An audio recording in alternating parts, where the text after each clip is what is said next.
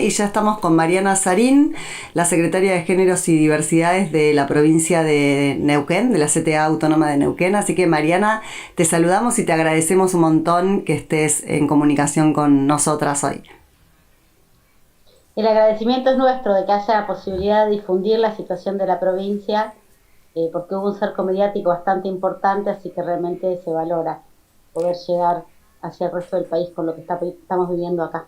Gracias, Mariana. Yo quería preguntarte por la movilización enorme que hubo ayer en la ciudad capital de la provincia por las represiones y las detenciones ilegales a los pueblos originarios y a la secretaria de Prensa y Comunicación del gremio de la CONADU ahí en Neuquén, para que nos cuentes un poquito, Adunk, sí. Sí, yo no sé un poco por dónde empezar. No sé si han comentado en el programa con relación a qué es lo que originó la represión. No tanto, o sea, muy en general, así que si querés contar desde el principio. A ver, Neuquén está parada arriba de un tesoro que sería Vaca Muerta, una de las principales reservas de petróleo y gas no convencional del mundo.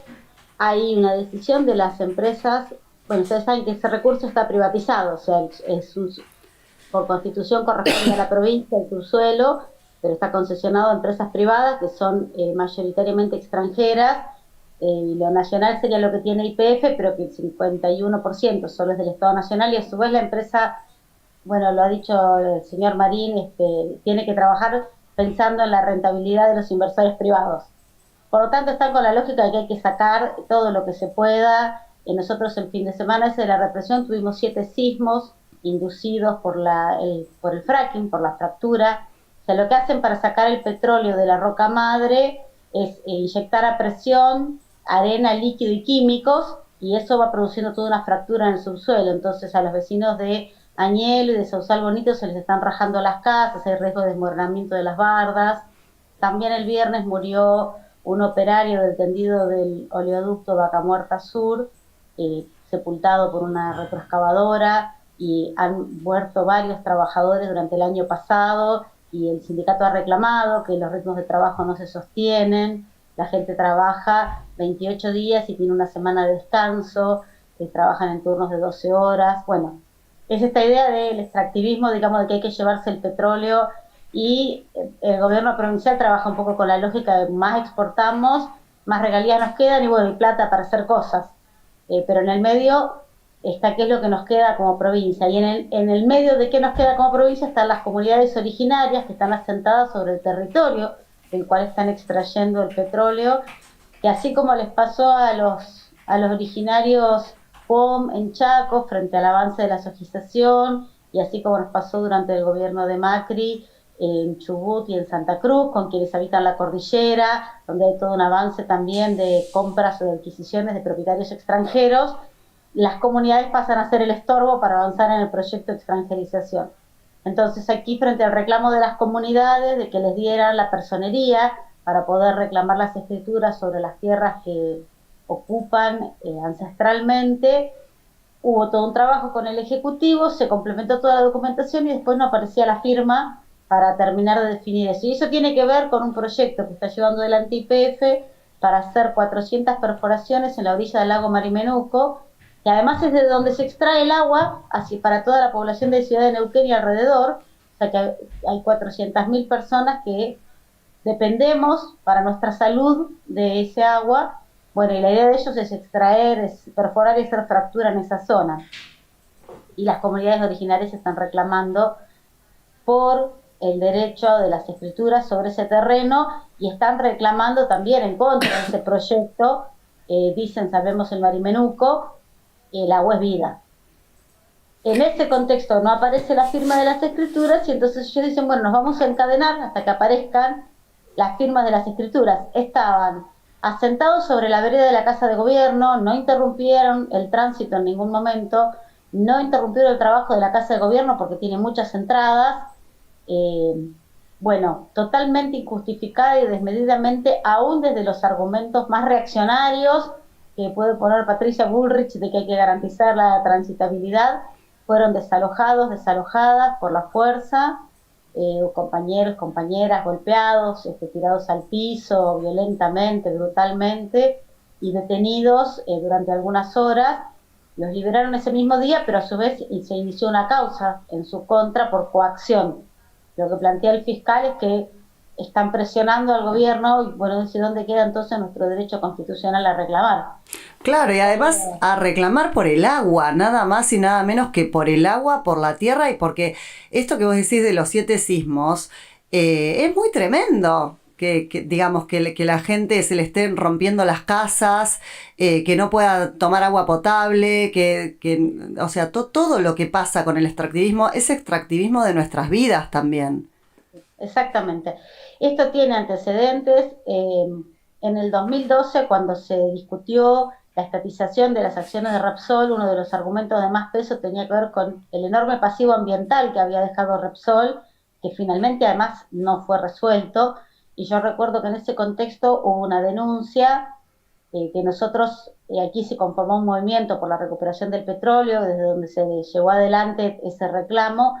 Había un estudio hecho por el Laboratorio Forense de la Policía Federal y de la Corte Suprema de Justicia de la Nación, que mostraba que el agua del lago ya tenía un contenido en metales pesados 12 veces superior al permitido para uso recreativo. Ni siquiera nadar, ni siquiera, o sea, ya no para consumir. Eh, Cuando yo consulté en su momento recursos hídricos de la provincia, dijo que no se podía hacer el acueducto desde el lago, pero claro, por una cuestión de gravedad, el acueducto desde el lago lleva, por gravedad del agua hasta la provincia. Hasta ese momento el agua que estábamos tomando para la ciudad de Neuquén capital era el río Limay, que es el que corre por la zona sur de la ciudad, y por lo tanto había que bombearlo, que tiene un costo de bombas, de mantenimiento. Bueno, en definitiva lo hicieron igual, y ese es el agua que estamos tomando. Pero además, más allá del acueducto, hay que preservar los ríos y los lagos, son nuestra vida, son nuestro futuro. El petróleo y el gas son recursos no renovables, se van a agotar. ¿Y qué futuro nos queda para los habitantes de este territorio? Ya lo vivimos en Cutralcó, cuando se privatizó YPF, terminamos con una poblada porque la gente con un auto 0 kilómetros estaba comiendo del basural, porque no había trabajo, porque la indemnización que te dieron pusiste un kiosco y eran 5 kioscos por cuadra. Bueno, la conocemos, esta historia ya la vivimos. Entonces, hay una demanda en defensa del suelo, del agua, de la vida, y de que la renta que deje ese recurso tan extraordinario pueda ser para el beneficio de quienes vivimos en este suelo. En un contexto difícil, porque una de las cosas que conversábamos, bueno, todas las petroleras son empresas extranjeras, hay un contexto de un conflicto armado a nivel internacional cada vez más creciente, está la guerra de Ucrania, está la situación en Medio Oriente con los ataques que está llevando adelante Israel, y en todo ese contexto el petróleo es un recurso estratégico. Entonces hay una presión, y bueno, y un gobierno nacional que nos ha alineado en ese conflicto en uno de los bandos y que ha ofrecido a la Argentina, a sus recursos, en esa batalla, en esa disputa, ¿no? Sí, claro, y en el medio estamos las poblaciones, y siempre las mujeres y las diversidades somos quienes peor la pasamos en todos estos contextos, ¿no? Te quería preguntar cómo está esa situación en Neuquén, y también cómo fue la movilización de ayer, porque por las imágenes que veíamos parecía que todo el pueblo neuquino estuvo ahí reclamando y apoyando a las comunidades. Sí, voy a empezar por lo de ayer porque fue hermoso, nos levanta mucho, mucho, mucho el ánimo. Fue una hermosísima marcha, hacía mucho tiempo, y además en un contexto donde, como comentaba al principio, un cerco mediático absoluto. Una de las cosas que se denunciaba era que la orden del secretario de prensa del gobierno provincial de no difundir la situación, y a pesar de esto, la difusión existió, la movilización existió, la gente se acercó más allá de las organizaciones, digamos, autoconvocada, en forma autoconvocada. Creo que todos tenemos claro esto de que, bueno, hay límites, ¿no? Hay opiniones políticas y después hay límites. El derecho a reclamar, el conjunto de la población sigue entendiendo que es un límite que ningún gobierno de ninguna signo o ideología puede transgredir. Y también el propio gobierno provincial asumió, haciendo la campaña de que la riqueza de Neuquén tenía que servir para que los neuquinos estuvieran mejor, que no podía ser que en la provincia de Vaca Muerta todavía hubiera familias que no tuvieran abastecimiento de gas, que tuvieran que calefaccionarse con leña, y resulta que, bueno, que a pesar de que ese fue el discurso de campaña, todavía sigue siendo esa la batalla. Me preguntabas por las neuquinas, las mujeres y las diversidades. Por un lado, un dato de contexto, este extractivismo tiene precios en un montón de sentidos. La propia actividad petrolera se lleva adelante con un costo alto hacia las mujeres, es una actividad muy machista en cuanto a esta idea de que el varón está en el campo trabajando y de la casa, de los hijos y de todo lo demás que tiene que hacer cargo la mujer. A ver, con un régimen de trabajo de 28/7, ¿qué crianza compartida hay? Claro. Eh, Incluso tiene que ver con esta misma política que ellos llevan adelante. Nosotros comentamos siempre con las chicas, cuando estaba YPF, antes de la privatización, el régimen de trabajo era de 8 horas, YPF construía ciudades para que el asentamiento no estuviera tan lejos del lugar de, digo, así como construyó Comodoro Rivadavia, como construyó Tartagal, construyó Plaza Winkle, y había escuela, y había clínica, y había cine, y había club. No para todos, porque la cuestión de clase siempre también estuvo. También estaba Cutralcó, que era el barrio peligroso para los que no les tocaba. Pero las empresas privadas, cuando asumieron las concesiones, directamente pasaron a transformarlo en campamentos petroleros, y las familias acá no las queremos. En Añelo están instalando barrios de trailers. Vos ves manzanas y manzanas de un tráiler al lado de otro, y ahí es donde llevan a vivir la gente que está trabajando y la familia que se quede en el lugar de origen.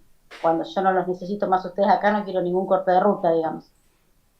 Y hay toda una lógica que se impone de machismo. Hoy hablábamos de cuando en algún momento, intentando recortar los días de licencia por enfermedad de los trabajadores, se decía, bueno, hay que acabar con esa mariconada de pedirse licencia por cualquier cosa. Esta idea de ese machismo asociado a que es el buen trabajador, el que le sirve a la empresa, es el buen macho que se aguanta cualquier cosa, digamos. Sí, que va a trabajar enfermo, que cuando además si vas a trabajar enfermo contagias a todos los demás, como que no es solamente por vos. Sí, y ni hablemos de pedir licencia por familiar enfermo, digamos, eso no existe, también, otra cosa, digamos, o sea, ni siquiera existe en el convenio. Está el tema de la prostitución y de la trata asociado a la actividad petrolera, que tiene una envergadura significativa, de la cual no se habla, pero hoy Luciana Muñoz está desaparecida, hace un año que no aparece en Neuquén. No conseguimos que la justicia provincial derive la situación como caso de trata a la justicia federal, y no hay todavía ningún avance en la investigación después de un año completo. A nadie se le traga la tierra. Entonces hay un peso importante de esta forma de llevar adelante la actividad, porque nosotros decimos, no es que el petróleo es sinónimo de extractivismo, de la misma manera que la minería no es sinónimo de la megaminería. Se puede, porque dicen, bueno, pero vos después querés ahí tener nafta en el auto, te gusta tener el celular con la batería de litio. No, sí, se puede extraer el petróleo, lo que no da es la misma ganancia para las empresas. Pero no es que no se puede extraer el petróleo de una manera respetuosa con el medio ambiente, respetuosa con los derechos de las y los trabajadores, respetuosa con una perspectiva distinta de relaciones entre los géneros, donde se pueda tener familia y ser parte de la actividad petrolera, donde se pueda ser responsable con la propia comunidad, porque no es solo tener familia en el sentido de los hijos, sino de poder tener participación comunitaria, de poder ser parte de la vida del lugar, no estar en un campamento petrolero internado, digamos. Bueno, así que en ese sentido sí, toda la actividad tiene un sesgo significativo hacia las mujeres y diversidades, desde la propia actividad y en lo que permea hacia el resto de la sociedad, en lo que instala como modelo, digamos. Me parece una batalla grande para nosotras. Sí, eso te iba a decir, me parece súper interesante, nunca lo había escuchado así, contado de este modo como lo estás contando vos, en esto que decís que la actividad petrolera, tal cual como se está desarrollando, tiene sesgos absolutamente machistas, desde que no pueden estar con sus familias, entonces no se pueden hacer cargo de las tareas de cuidado, no culpabilizando a los trabajadores, ¿no? Sino a quienes imponen las condiciones de trabajo. Tampoco si hay campamentos alejados de sus familias, quedás absolutamente desligado de todo lo que tiene que ver con la comunidad, entonces tampoco la comunidad te puede apoyar en tus reclamos laborales. Está todo absolutamente pensado.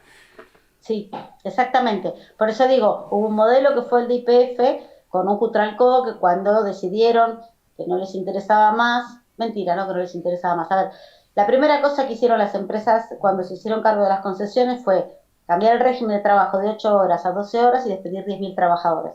Fue el despido más masivo de la historia.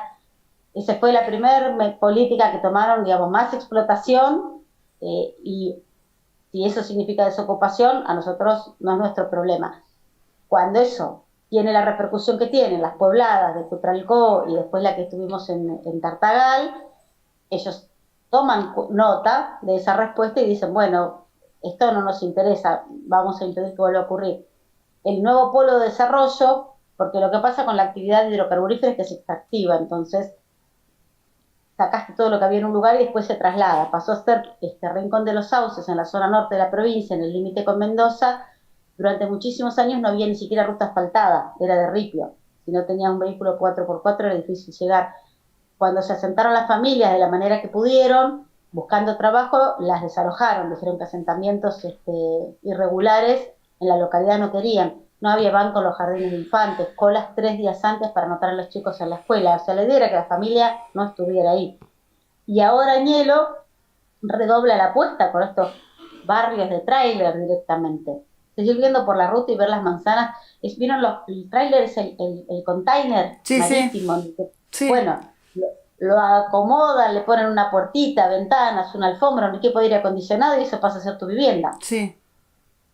Bueno, eso es en una localidad donde el hospital no está en condiciones, ni el propio edificio de la municipalidad tiene un espacio suficiente, donde vos vas a lo largo de la ruta y están los pasacalles de las familias reclamando agua porque no tienen red de agua potable, donde parte de la campaña del gobernador fue llevarles el gas natural porque no tenían ni gas, digamos.